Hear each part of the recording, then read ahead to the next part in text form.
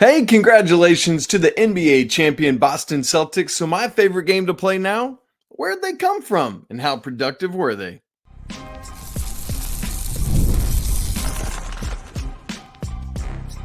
You are Locked On College Basketball, part of the Locked On Podcast Network. Your team every day. Hey there, what's up? Welcome into the Locked On College Basketball Podcast. Happy Tuesday. It's the only national daily college hoop show out there. I'm your host, Isaac Shade, and you're joining us at the place to get your college basketball content every single day. Thanks for making us your first listen or watch. And I want to remind you, you can get every episode ad-free on Amazon Music. Shout out to all you everydayers out there and all the members of the Locked On College Basketball Discord family. So glad that you're all here. This episode is brought to you by LinkedIn. These days, every new potential hire can feel like a high-stakes wager for your small business. That's why LinkedIn Jobs helps find the right people for your team faster and for free. Post your job right now at linkedin.com/lockedoncollege. Terms and conditions apply. Coming up on the show today, we want to look back at the Boston Celtics roster.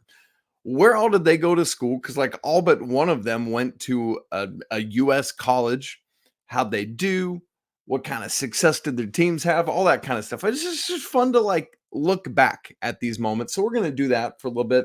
And then we'll also spend some time talking about some good reclassification news for Providence, get some good front court help. And we got finally a little bit of an Arthur Kaluma update on an interesting visit he's going to take. So we're going to get into all of that coming up today on the show. Thanks for being here. It's a great Tuesday to celebrate some basketball. All right. As you look back at this Celtics roster, literally the only one who didn't go to U.S. college is Kristaps Porzingis. Everyone else did. See if you can quiz yourself. I'll say the name and then just pause it if you want to see if you can get it. And I'll go pretty quick because I don't want everybody just sitting waiting around. But I'll go alphabetical order by last name. You ready? O'Shea Brissett, Syracuse. Jaylen Brown, Cal. J.D. Davison, Alabama. Man, I had in my head Auburn. I don't know why I was thinking that. I'm in the wrong Alabama, and I apologize to both schools for that one. Sam Hauser, Virginia. It's not where he started, but it's where he ended up. Drew Holiday, UCLA. Al Horford. Man, if you don't have that one, chomp, chomp, baby. Let's go Gators, Florida. Luke Cornett, Vandy. He was a Commodore. Zvi Mikhailuk, Kansas. Drew Peterson, USC. Peyton Pritchard, Oregon, man. He was the pride of Oregon for a while there. Nima Keita, Utah State. Jaden Springer, Tennessee. Jason Tatum, of course, Duke. Xavier Tillman, Michigan State. Just two more. Jordan Walsh, Arkansas. And Derek White. And that face that got rubbed in the floor on Monday, Colorado. There you go. So that's all of those Celtics guys where they went to school. I was really intrigued to look back at how what the conference roster makeup of all that is, both by outgoing, like what it was this past year, and then what the makeup would be if it was next season. And it's really interesting, the difference in this. And you'll see why in just a second. All right, let's go again, alphabetical order here. By outgoing, what the conferences were last year. 3 of these Celtics were from the ACC. That would be O'Shea Brissett, Syracuse, and Jason Tatum from Duke, and and Sam Hauser, Virginia. Just one Big 12. How crazy is that? Zvi Mikhailuk, one Big 10. I lost it. Who's the one Big 10 player? Xavier Tillman from Michigan State. One Mountain West, that's Keita. 5 Pac-12 and 5 SEC. I'm not going to name all them back off, but how crazy is that? 5 outgoing Pac-12 players are on the Celtics and are being dispersed to other conferences. Crazy stuff. I wonder if any of them have talked about that or commiserated about it or anything of that nature. And then, but if you switch it to looking at the new conference affiliation stuff, the ACC moves up to 4. It's because you now get to bring in Jaylen Brown from Cal. What's up, MVP? Welcome to the ACC, right? Big 12 now has 2. Big 10 has 4, where they just had 1. Mountain West still has 1, and SEC still has 5. So the Big 10 is the big beneficiary of all those Pac-12 schools going away, and so on and so forth. So pretty crazy stuff there. I mean, it's interesting in this day and age. You look at this roster, and it's like nobody from Kentucky. I feel like usually just about, obviously there is a Duke, but I feel like just about any NBA roster you look at these days, it's like, well, yeah, there's about 13 Kentucky players on there. But also, it's interesting that there's no double ups at all. You get some that are close, but nobody that you've got like a UCLA and a USC with Drew Peterson and Drew Holiday, but no, literally nobody from the same school. So that's pretty interesting to me. And then from there, from when we just look at what schools they all went to, I also like to go back and start looking at things like production. How did they do, like in terms of their performance in college? Who did well, both individually and how their teams actually performed, right? Like how far they made it, who did well, who didn't well, all that stuff. So that's where we want to get to next. And we're going to have that conversation coming up in just a second. Right after I tell you about LinkedIn Jobs. When you're hiring for your small business, you want to find quality professionals that are right for the role. That's why you got to check out LinkedIn Jobs, which has the tools to help find the right professionals for your team faster and for free. And LinkedIn isn't just some other job board. They help you hire professionals you can't find anywhere else, even those who aren't actively searching for a new role, but they might just be open to that perfect fit. In a given month, over 70% of LinkedIn users don't even visit other leading job sites. So that means if you're not looking on LinkedIn, you're looking in the wrong place. And on LinkedIn, 86% of small businesses get a qualified candidate within 24 hours. So hire professionals like a professional on LinkedIn. They know that small businesses just wear a ton of hats and might not have the time or resources or capability to hire, or at least hire well. So they're consistently finding ways to help make this job process hunt more efficient for you. They even recently launched a feature to help write like job descriptions, for example. Again, making this process even easier and quicker. So post your job for free right now at linkedin.com/lockedoncollege. Again, that's linkedin.com/lockedoncollege to post your job for free. Terms and conditions apply. Hey, are you watching Fox Sports or ESPN on your TV all day? You have to turn down the volume with all that shouting. Well, I tell you what, why don't you make the switch to Locked On Sports Today, a free 24/7 sports streaming channel programmed for you every day to bring you the biggest stories without all the screaming. Locked On Sports Today brings you can't miss analysis, opinions, and news, streaming 24/7 on YouTube or the free Amazon Fire TV channels app. All of this part of the Locked On Podcast Network, your team every day. All right, we want to keep looking at this Celtics roster, looking at who was the most productive in college, whose team was the most productive in college, and how did all that go? And it's just always interesting. And so I went back and broke down all of these guys' college careers. I didn't go in depth into many stats, just kind of surface level stats, but just like points, rebounds, maybe another thing here or there to look at. So basically what I went through and did, and I could read all of it off, but I think what's probably most interesting is to look at like who was doing the most. If you had to guess who had the single highest scoring average season amongst all of the Celtics in college, who would you guess that it was? I'm going to count to 3, and then I'm going to tell you the real answer. So again, the highest scoring average in one single season for any of the current Celtics. Ready? 3, 2, 1. How about this? I'll give it from the 4th highest to the highest, just to build up the what am I like? Not intensity, anticipation. There you go. All right, number 4, 4th highest single season scoring average by a current Boston Celtic when he was in college. Sam Hauser, 16 points in 2020-21. That was when he was playing for Virginia. after those 3 years at Marquette. Remember, both Hauser brothers left because Marcus well, I guess nobody ever really came out and said it, but it was basically like Marcus Howard said, I'm coming back to Marquette.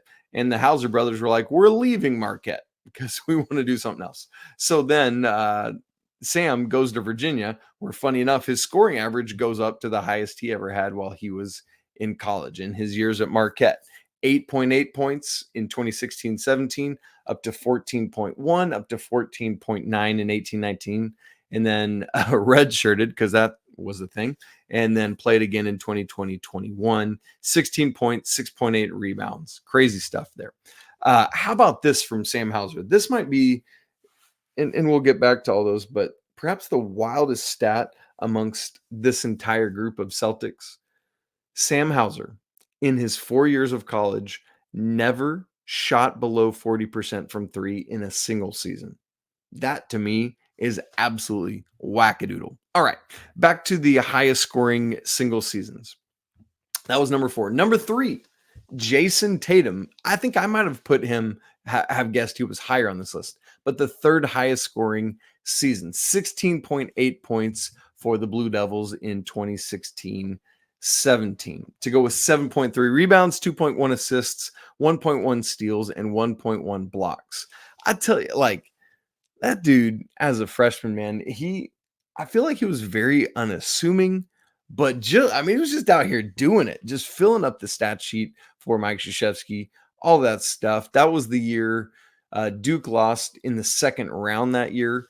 And that was the year they got sent. I want to say it was to like Columbia or something like that. And it was actually South Carolina who they lost to in the second round. And so kind of a stinky blow for the Blue Devils there, but it is what it is. All right. The second highest single season scoring average for a Curtin Celtic while they were in college, Derek White. How about that? 18.1 points in that same season as Jason Tatum, the 2016-17 season. White had 18.1 points. This is another one of those like, dude, this is a good stat line, Derek White. What's up? Playing for the Buffs in his lone year. 18.1 points, 4.1 rebounds, 4.4 assists, 1.2 steals, and 1.4 blocks. I mean, sheesh. I would take that over what Tatum did. I mean, it's very comparable to what Tatum did, but slightly better. The only thing Jay Tatum had better was rebounding. White was better. Yeah, I'm looking back at it in every one of those. Now, Colorado wasn't great, didn't make the NCAA tournament, but 18.1 points, 4.1 boards, 4.4 assists, 1.2 steals, and 1.4 blocks. Really good. And then finally, we get to the highest single season scoring average from a current Celtic while they were in college. Did you get it? Peyton Pritchard, 20.5 points in the 2019-20 season, obviously and sadly, only to be cut short. So Peyton Pritchard, you might remember, he began his career with a Final Four run for Oregon in 2016-17, where they lost to North Carolina in the Final Four. But Pritchard's career, man, I mean, he just was always doing stuff. Started off 7.4 points a game as a freshman, then jumped to 14.5, regressed to 12.9 in the 18-19 season. I remember that season not being as strong for him.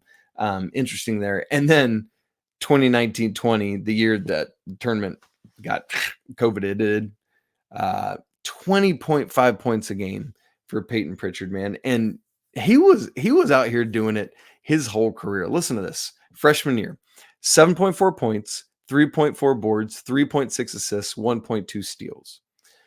Sophomore year, 14.5 points, 3.8 boards, 4.8 assists, and 1.4 steals. Junior year, 12.9 points, 3.9 boards, 4.6 assists, and 1.8 steals. I mean, it's just getting better and better. And then finally, his senior year, dude, this is wild. Peyton Pritchard, wild. 20.5 points, 4.3 boards, 5.5 assists, and 1.5 steals. I mean, unreal stuff from Peyton Pritchard there. Way to go. All right, so that's individual points. How about I'll give you the 3 highest rebounding average seasons from a current Boston Celtic. And we'll do the same thing, 3 up to 1. Number 3 on this list is none other than Mr. Al Horford, who averaged 9.5 boards in the 06-07 season. So that would have been the second of the national championship runs. Horford never averaged a double-double. I would not have guessed that. I would have guessed his junior year, his last year in college, he averaged a double-double. But man, really good stuff. And his assist numbers really started to go up those 2 years when they won the back-to-back. His freshman year, 5.6 points, 6.5 boards. Sophomore year, 11.3 points, 7.6 boards, 2 assists. Junior year, 13.2 points, 9.5 boards, 2.2 assists, man. Really, Al Horford, I'm so happy that he got an NBA championship. I just one of those guys you just want to get one. All right, so the second best rebounding season was, anybody got it? Yes, Mr. Keita from Utah State. Averaged, and I just lost it, 10.1 boards in the 2020-21 season to go along with 14.9 points, by the way. So averaging a double-double, second best rebounding season, and the best rebounding season for a current Celtic while he was in college was Xavier Tillman, his junior year, 10.3 rebounds. And just another one of these seasons I was like, dude, that was a really, really good college basketball season. Listen to his line. This is Xavier Tillman's junior year when there's unfortunately no NCAA tournament. But 13.7 points, 10.3 boards, 3 assists, 1.2 steals, and 2.1 blocks. You kidding me with that, Xavier Tillman? I mean, that's wild. And that's coming off the year where they had just made the Final Four, beating out Duke, and that was like the Zion team. And he averaged 10 points, 7.3 boards that year. So that is the best individual rebounding year of any of these guys. I'd like to look also at team results for all these guys. And with all of this skill set and capability, you might think that there was more, but there's a lot of like, hey, this team didn't make it. This team lost in the first or second round. So I just want to give to you the Sweet 16s all the way up to the national champions. And so we had 2 Sweet 16s out of this. O'Shea Brissett and Syracuse made the Sweet 16 in the 2018 NCAA tournament, and Peyton Pritchard made it in 2019 to the Sweet 16. We had 3 Elite Eights amongst this whole Celtic group. There was 2 Kansas teams. So Sophia Mihalik, made it to the Elite Eight in both 16 and 17. And then Drew Peterson and USC made it in 2021, the year after COVID. We had 3 Final Four teams. Xavier Tillman and Michigan State in 2019. I already mentioned that. Peyton Pritchard and Oregon in 2017. I already mentioned that as well. And then Sophia Mihalik, after those back-to-back Elite Eights, Kansas goes to the Final Four in 2018. So, man, Mihalik had a bit of a run there in his last couple years. No runners up. So we had a couple Final Four participants, but they either won the national championship or lost on Saturday in the Final Four. Nobody lost on Monday night. So no runners up. And we did have 2 national champions. And if you're not screaming it from the rooftops already, I don't know what to tell you. It's Al Horford, the Florida back-to-back national champions in 06 and 07. Really good stuff. Finally was replicated just the past 2 years for the first time since Al Horford and his teammates did that. Crazy stuff. Way to go, UConn. So I hope that was a fun little exercise for you. It's fun to look back on stuff and say, all right, this whole crew that just won the NBA championship, where did they come from? What were they doing in college? It's fun to look at. So go check it out. It's a lot of fun. Now, got a couple other things we need to talk about today. Some Providence recruitment news and some Arthur Kaluma visit news, and we'll hit that in just a second. Right after I tell you about FanDuel. Summertime means baseball, the NBA Finals, which just wrapped up as we talked about, and more. And you can bet on all of that on FanDuel. Right now, new customers get $200 in bonus bets with any winning $5 bet. That's $200 you can use to bet on everything from the All-Star Game MVP to who's going to hit one out of the park. How about some odds for the NBA championship next season, 2025? As you would guess, Celtics lead the way at plus 300. Nuggets plus 750, T-Wolves plus 850, Mavs plus 900, and then the Bucks and Thunder tied at 1,000. So if you want to get in on that action or anything else that's going on this summer, visit FanDuel.com/lockedon and add a big win to your summer bucket list. FanDuel, America's #1 sportsbook. All right, let's talk Providence. Providence got some great news on Monday. It's news that had been rumored for basically all of 2024, or at least thought about as a possibility. Let me say it that way. But it did become official on Monday around lunchtime. 6'10" big man commit Oswin Erhunmwunse is how I always say his last name. If somebody has a better or more accurate pronunciation, I'd love to hear it. I always like to get these guys names correct, so I always want to say it, but I always say Oswin Erhunmwunse. So there you go.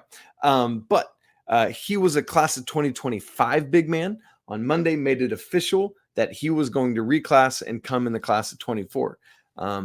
In 25, in the class of 25, he was the number 31 recruit. So I haven't seen where he's landed. Like if anyone has refreshed their rankings since he announced this on Monday. It's all, some are ready to do it right away. Some wait a couple days, whatever. But was 31 at ESPN in those most recent rankings before reclassing. So we'll see where he lands in the class of 24. So again, this was kind of always like a possibility. It was always something that could happen. And it was just rumored around, known and expected, sure, but no official word until Monday. So that's why this was a big deal. Some people are like, "What? We already knew this." Well, you thought it was going to happen, but you didn't know it officially yet. Now, this to me is a big deal in front courtery in the Big East, right? Like, in terms of what you think about that, Providence is going to be able to do. For me, hopefully, fingers crossed, Bryce Hopkins is back and fully ready to go. We don't fully know his timeline yet, but whether it's the beginning of the season or coming back at least by conference play or whatever, hoping for that. Jaden Pierce back leads the way. They get a bunch of transfers in, Bensley Joseph from Miami, amongst others. And so I'm really curious to see what this Providence team is. Obviously, they lose Devin Carter. That is a very big loss. The reigning Big East player of the year. You're not going to be able to just replace him, right? And still, man, it's wild to me what he was able to step up and do with Bryce going down. But we'll see what this does. We'll see how much Erhunmwunse is ready to go, ready to help out, ready to step in for Kim English in the front court. But at worst, he gets more development and is ready to go soon. So Kim English said, and Jeff Borzello quoted this in his ESPN article about this news, quote, "Oswin is an elite talent, and we are excited that he will be joining our team this season. He has the ability to score the ball in a number of ways and is dominant on the defensive side of the ball. Most importantly, he has an infectious personality and will be a great fit for the culture of our program." Man, I kind of love that. A coach saying, look, here's what he can do on the court. Here's where he can succeed. But what perhaps is most important is his ability to be part of our team from a personality standpoint. And if more and more coaches like Kim English are catching on to that and the importance of chemistry, particularly in this day and age of transfer portal where it's harder than ever to get guys unified and together, just watch for this to continue to be a thing. All right. Switching from the Big East to Arthur Kaluma. Kaluma leaving Kansas State, transferring out. And news came from John Rothstein on Monday that Kaluma is going to visit SMU. Did he say this weekend? I believe. Let me look back at it so I'm not telling you bad information. Oh, man, I've lost it. I believe he said it was this weekend. I'm going to try to scroll back through really quick. We'll plan to visit SMU this week. So this week sometime. So Kaluma coming off a season where he averaged 14.4 points, 7 rebounds for Kansas State. And so that's what we're looking at there. And what's interesting about this for Kaluma And SMU, quite frankly, is Andy Enfield going to be able to get these kind of guys, right? Like this is why SMU did what they did that started the whole coaching carousel that wound up with John Calipari in Arkansas and Mark Pope in Kentucky. So I'm really curious to see how often and how early Andy Enfield is going to be able to do this. Like, because at this point in the recruiting cycle and the transfer portal cycle, if you're Arthur Kaluma, you're not taking this visit unless it's a legitimate thing you're thinking about doing. So there's at least that, right? Like, because if it's like, no, I don't think I'm going to go there, but I'll still go visit. You might do that when you're in high school, but you're not wasting your time with that in transfer portal recruiting. So I got to think that this is a valid and legitimate thing. And I wonder what pause that gives, because recently Kaluma visited Villanova. We know that Memphis is heavily in the mix, and at least prior to the Villanova visit was kind of considered to be the front runner. There's other schools in Texas that make sense. Obviously, going to Dallas with Andy Enfield, sure, why not? Could he go to Texas? I don't know. I mean, there's just a lot of possibility. Andy and I, not Andy Enfield, Andy Patton, my co-host, and I said that weird. My co-host and I, Andy, have talked about, with losing like Dylan Dessou and Dylan Mitchell, that Texas needs to get in some fours, right? Some guys that can play four, and Arthur Kaluma would be great for that. And anyone thinking, hey, what if he went back to Kansas State? Well, make sure you listen to our show yesterday where we unpacked that they can't. Kansas State is full on scholarships. They have 8 transfers coming in, 2 freshmen coming in, that's 10, and then 3 returning players, there's 13. So unless something's going to happen with that, Kaluma going back to Kansas State is off the table. That can't happen. So just keep that in mind as well. All right, gang, fun show today, talking about the Celtics, where they came from, who they are, what they did when they were in school. It's always fun to reminisce. I don't know about you. I'm a sucker for a good reminiscing session. Excited for Providence and what they can get with Oswin coming in, and really, really curious. Kaluma is one of those guys I'm really interested to see where he lands in this transfer portal. All right, if you haven't subscribed to the show on video and audio, please make sure you do that so you can keep up to date with all the shows as they come out. If you haven't joined the Locked On College Basketball Discord, we'd love to have you come be part of that as well. It's free to join, and the link is in the show notes. Come on in, man. We'd love to have you. As always, apologies to the lawyer family. Let's go Wildcats. We'll talk again tomorrow. Andy will be with you. Not Andy Enfield, Andy Patton. But until then, peace.